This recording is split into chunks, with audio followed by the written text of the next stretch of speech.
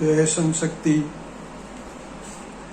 महान योद्धा दुर्गादास जी के बारे में अपन चर्चा कर रहे हैं और चर्चा भी उनके जीवन का जो स्वभाव बना रहा है, उनके जीवन में किस तरह के स्वभाव थे, उनको अपन देख रहे हैं कि भगवान कृष्ण ने जो एक आदर्श क्षत्रिय के लिए जिन स्वभावों की बात कही है, क्या वो स्वभाव दुर्गादास जी में थे?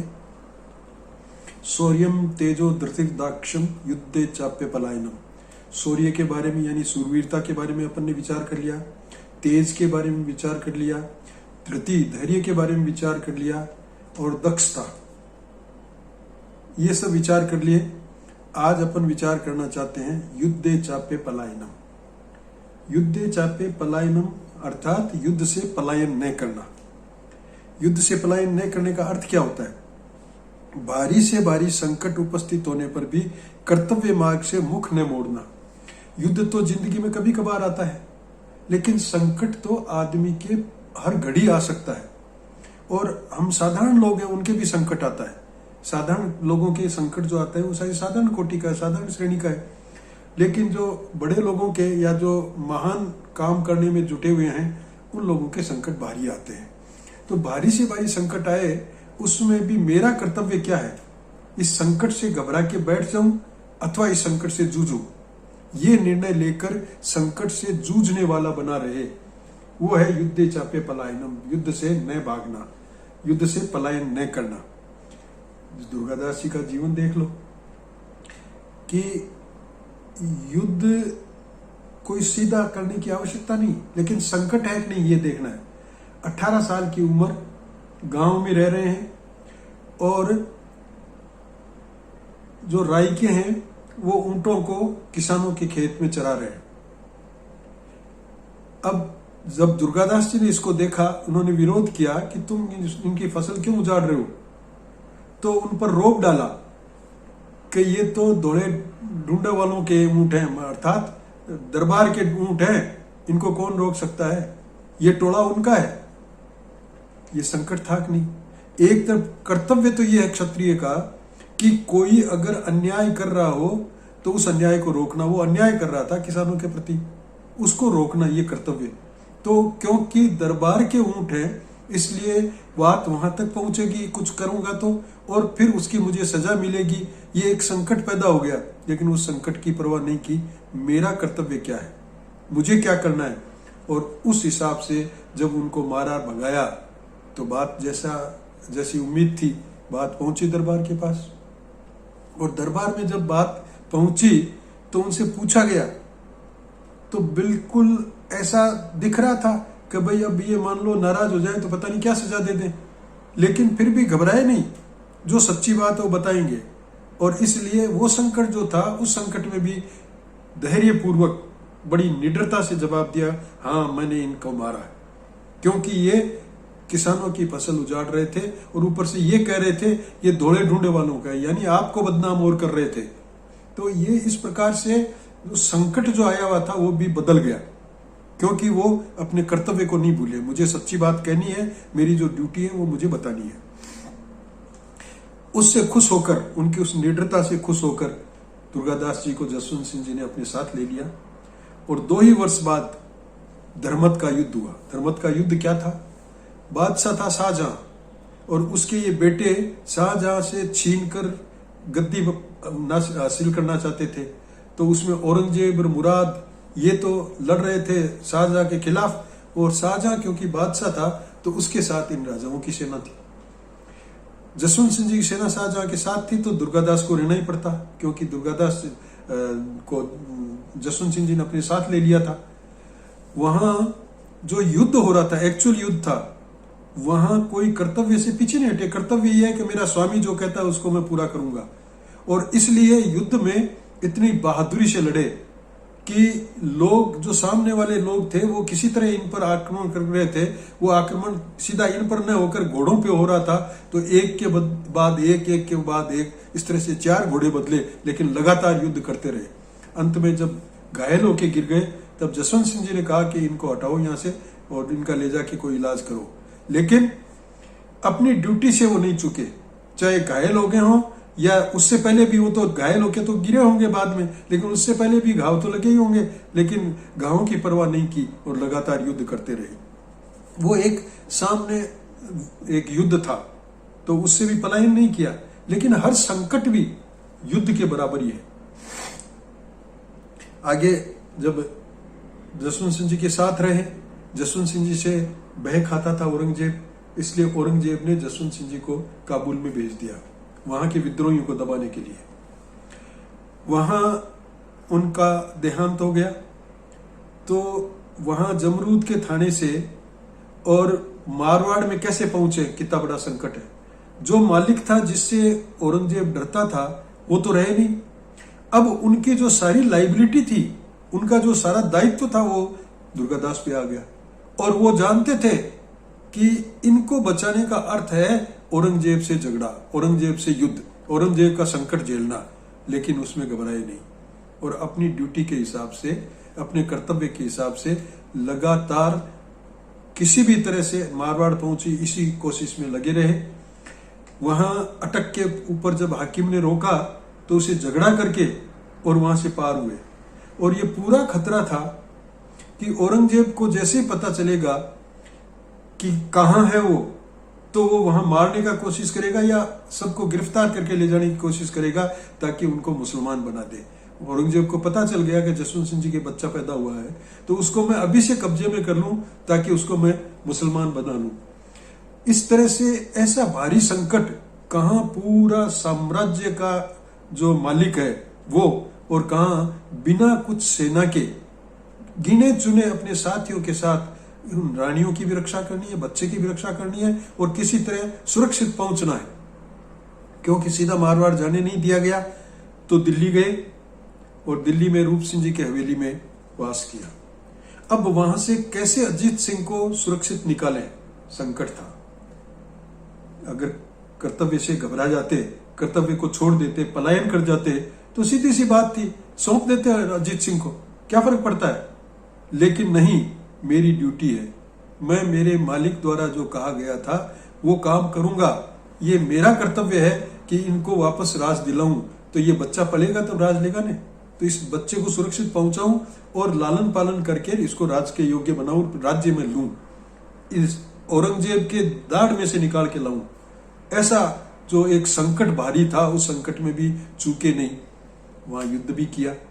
युद्ध करते हुए जो उनके साथी थे कुछ खत्म भी हो गए, कुल 6 या 7 लोग। अच्छा, उससे पहले ही इसको अजीत सिंह को वहां से कोई कालबेलिए के वेश में कुछ ले जा करके और इनको बाहर निकाल दिया और निकाल के उनको मारवाड़ की तरफ रवाना कर दिया। पीछे से युद्ध हुआ। युद्ध में जब बाहर निकले हैं तो लड़ते हुए गए हैं, ऐसा नहीं कि कोई सरेंडर कर दिया हो कि यहीं खत्म हो जाए, अजीत सिंह तो गया ही, अब हमको अरेस्ट कर लेगा, क्या फर्क पड़ता है। ये भी बात नहीं, फर्क पड़ता है क्योंकि मुझे मारवाड़ का राज्य वापस दिलाना है, मुझे अजीत सिंह का लालन पालन करवाना है। इसलिए उस संकट को भी उन्होंने झेला, पीछे नहीं हटे।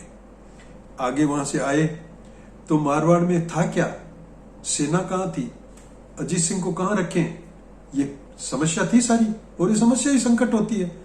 अजीत सिंह को सुरक्षित पहुंचाकर, सुरक्षित रखकर, उसके परिचय को छिपाकर और उसका लालन पालन हो, इसकी सारी व्यवस्था करने के बाद जो अपने बच्चे कुचे साथी थे उनसे इकट्ठा करना शुरू किया कि लोगों को इकट्ठा करो। अब ऐसी स्थिति में लोग नहीं आते ज्यादातर, क्योंकि इनके पास क्या है, देने को तो तनख्वाह नहीं होगी, हम चले भी जाएंगे तो हमको ये देंगे क्या, और सीधा संग्राम है औरंगजेब से। ऐसी स्थिति में भी घबराए नहीं, अपनी ड्यूटी से हटे नहीं, अपने कर्तव्य से हटे नहीं, और महाराणा मेवाड़ से मिलकर जो थाने थे अलग अलग जो इनके मुगलों के, उन थानों को लूटना शुरू किया।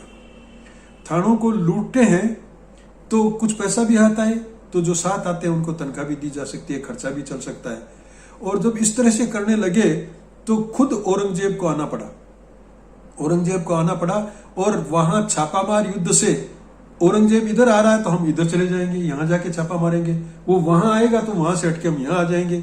औरंगजेब थककर देवारी की घाटी से वापस लौट गया, लेकिन ये इस तरह से कर करके लोगों को इकट्ठा करते रहे। और जहां अजीत सिंह का लालन पालन हो रहा था वहां भी कोई ऐसी कोई व्यवस्था नहीं करे कि हम जाए करें लोग पहचान लें। इसलिए सारी व्यवस्था चुपके चुपके इस तरह की कि उनको भी कोई पैसे की कमी नहीं रहे, वो सारी भी व्यवस्था उन्होंने की। और उस संकट से झेलते झेलते और मारवाड़ के राज्य को वापस पाने का प्रयास किया।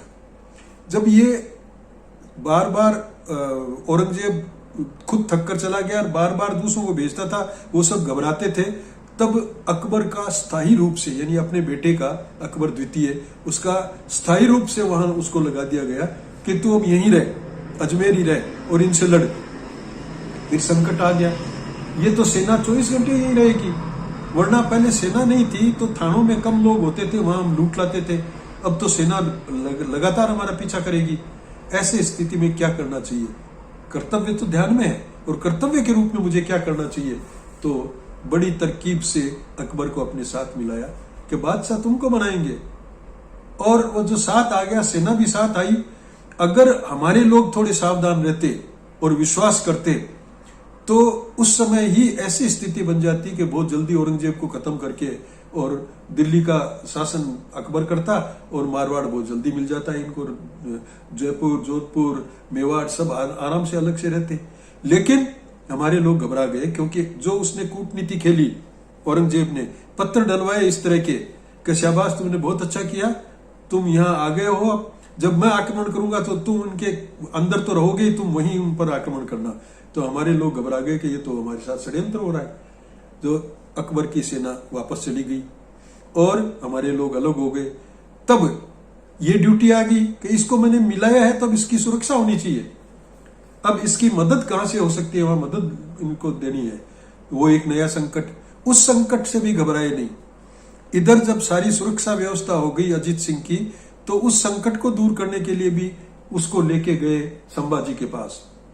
संभाजी के साथ बातचीत हुई है, संभाजी के साथ और पुर्तगालियों के साथ बैठ के बात हुई है। लेकिन वहां भी अकबर का जी नहीं लगा, और अकबर को लगा कि संभाजी जिस ढंग से बात कर रहे हैं उस हिसाब से वो मेरा सहयोग करेंगे नहीं। और उस समय अकबर क्योंकि साथ था, तो जो संभाजी के विरोधी लोग वहां थे उस क्षेत्र के, उन्होंने सोचा कि अब इसको बहकाया जाना चाहिए। तो अकबर के खिलाफ अपने दूसरे आदमियों के माध्यम से संभाजी को बहकाना शुरू कर दिया और यह बताना शुरू कर दिया कि ये गड़बड़ कर रहे हैं, ये आपका सारा छीन लेंगे, राज्य छीन लेंगे। और इधर अकबर को भी बहकाना शुरू कर दिया कि संभाजी तो तुम्हें फंसा लेगा, तुम यहां कहां आ गए, ताकि ये मिल नहीं सके। इस बात का भी बंडाफोड़ दुर्गादास जी ने किया, बंडाफोड़ करके सारी बात क्लियर की। लेकिन क्योंकि अकबर उकता गया था और वो सोच रहा था कि अब मैं अकेला रह गया हूं, कुछ पार नहीं पड़ेगी, तो वो ईरान जाने के लिए उसने हाँ भरी और उसकी सुरक्षा के साथ उसको ईरान के लिए रवाना किया। और उसका इतना विश्वास था दुर्गादास जी पे कि अपने पुत्र और पुत्री को इन्हीं के संरक्षण में छोड़ के गया। ये सारा मामला है। उसके बाद में वापस आए हैं तो मालवा में जो शांति स्थापित की है, फिर वापस मारवाड़ में आ गए। मारवाड़ में आके भी देखा तो फिर संकट कि अजीत सिंह जी क्योंकि अब जवान हो गए थे, ये तो लड़ते लड़ते बुढ़े हो रहे थे और वो जवान हो गए थे, और अजीत सिंह के मन में थी कि जल्दी से जल्दी मैं बाहर आऊं, मेरे को लोग पहचाने। और ये जो उनके चाटुकार साथी लोग थे उन्होंने उनको प्रकट कर दिया तो ये दुर्गादास जी को अच्छा नहीं लगा। लेकिन एक नया संकट पैदा हो गया कि अब इन पर खतरा ज्यादा होगा। लेकिन फिर भी क्योंकि मेरी ड्यूटी तो है इनको बचाना और मेरी ड्यूटी है इनको सही रास्ते पे कोशिश करना कि सही रास्ते पे आए, तो उसी प्रकार से उन्होंने बिहेव किया और उसके साथ बराबर लगे रहे। आगे देखें तो जब मेवाड़ के साथ मिलकर के और जब ये छापामार युद्ध हो रहे थे बार बार, तो वहां से घबराकर औरंगजेब जा रहा था। औरंगजेब की मृत्यु हो गई और औरंगजेब की मृत्यु हुई उसी के 20 दिन बाद मारवाड़ का राज्य जबरदस्ती कब्जे कर लिया और वहां जो मुसलमान जो थे जिनको सिपह सालार बैठा रखा था उनको मार मूर के भगा दिया। बहादुर शाह बैठा गद्दी पे। बहादुर शाह ने थोड़े ही दिनों बाद अटैक किया और अटैक करके उसको वापस छीन लिया। मारवाड़ में एक उसको बैठा गए मेहबर खां या ऐसा कुछ था, उसको बैठा गए, मेहराम खां क्या था नाम, वो बैठा गए। तो अब ऐसी स्थिति हो गई कि वापस छिन गया ये। लेकिन फिर बहादुर शाह ने कहा कि आप मेरी मदद करो, मैं आपको जोधपुर तो नहीं दे रहा हूं, ये मजबूर किया उन्होंने, दुर्गादास ने। तब उसने कहा कि मैं जोधपुर तो नहीं दूंगा लेकिन दूसरे परगने दे दूंगा।